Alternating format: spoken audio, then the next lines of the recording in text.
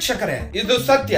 ಭಾರತೀಯ ಕಿಸಾನ್ ಒಕ್ಕೂಟದ ಹರ್ಮಿತ್ ಸಿಂಗ್ ಕಡಿಯನ್ ಫೆಬ್ರವರಿ 16ರಂದು ರಾಷ್ಟ್ರವ್ಯಾಪಿ ಮುಷ್ಕರಕ್ಕೆ ಕರೆ ನೀಡಿದ್ದಾರೆ. ದೆಹಲಿ ಚಲೋದ ಅವಿರತ ಮೆರವಣಿಗೆಯಿಂದಾಗಿ ಸಾವಿರಾರು ರೈತರು ಇಂದಿಗೂ ತಮ್ಮ ಪ್ರತಿಭಟನೆಯಲ್ಲಿ ದೃಢವಾಗಿ ನಿಂತಿದ್ದಾರೆ. ಕೇಂದ್ರ ಸರ್ಕಾರ ಮತ್ತು ರೈತ ಮುಖಂಡರು ನಿರ್ಣಾಯಕ 3ನೇ ಸುತ್ತಿನ ಚರ್ಚೆಯಲ್ಲಿದ್ದಾರೆ. ಕೇಂದ್ರ ಸಚಿವರಾದ ಅರ್ಜುನ್ ಮುಂಡಾ, ಪಿಯೂಷ್ ಗೋಯಲ್ ಮತ್ತು ನಿತ್ಯಾನಂದ ರೈ ಪ್ರತಿಭಟನಾ ನಿರತ ರೈತರೊಂದಿಗೆ ಮಾತುಕತೆ ನಡೆಸಿದರು. ದೃಢವಾದ ವಿಡಿಯೋ ಕಾನ್ಫರೆನ್ಸ್ ಮೂಲಕ ಸಭೆ ನಡೆಸಲಾಗುವುದು. ಪಂಜಾಬ್ ಮತ್ತು ಹರಿಯಾಣ ನಡುವಿನ ಶಂಭು ಗಡಿಯಲ್ಲಿ ಭದ್ರತಾ ಪಡೆಗಳು ರೈತರ ಗುಂಪನ್ನು ಚದುರಿಸಲು ಅಶ್ರುವಾಯುವನ್ನು ಪುನಃಸ್ಥಾಪಿಸಲಾಗಿದೆ. ಭದ್ರತಾ ತಪಾಸಣೆಗಾಗಿ ದೆಹಲಿ ಪೊಲೀಸರು ಭಾರಿ ಡಿಎಂಡೆ ಫ್ಲೈವೇ ಟ್ರಾಫಿಕ್ ಬಗ್ಗೆ ಎಚ್ಚರಿಕೆ ನೀಡುತ್ತಾರೆ ಮತ್ತು ಪರ್ಯಾಯ ಮಾರ್ಗಗಳನ್ನು ಸಹ ಸೂಚಿಸುತ್ತಾರೆ. ಗಾಜಿಪುರ, ಸಿಂಗು ಮತ್ತು ಟಿಕ್ರಿ ರೈತರ ಪ್ರಗತಿಯನ್ನು ತಡೆಯಲು ಬ್ಯಾರಿಕೇಡ್ಗಳು, ಕಾಂಕ್ರೀಟ್ ಬ್ಲಾಕ್ಗಳು, ಕಬ್ಬಿಣದ ಮೊಳೆಗಳು ಮತ್ತು ಕಂಟೈನರ್ ಗೋಡೆಗಳಿಂದ ಭದ್ರಪಡಿಸಲಾಗಿದೆ.